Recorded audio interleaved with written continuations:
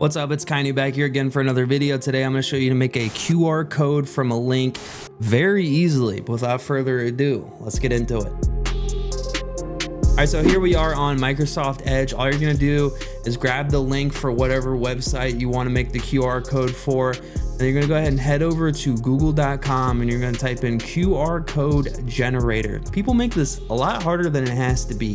And then as you can see, you're going to see all these sponsored websites, Don't click on any of the sponsored websites. Go ahead and go to the top option. For me, it's qrcodegenerator.com. You're going to click on that. And then right here, you're going to see enter your website. So right there, you're going to paste in your link for your website. And then you're going to click on download JPG right here.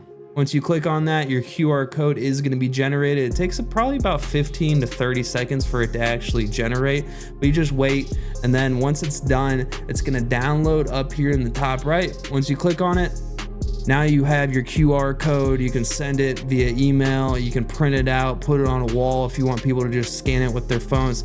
But it's very easy to do. But that is how you make a QR code out of a link. If you have any questions, drop them down in the comment section, and then make sure you like and subscribe, and don't forget to take it easy.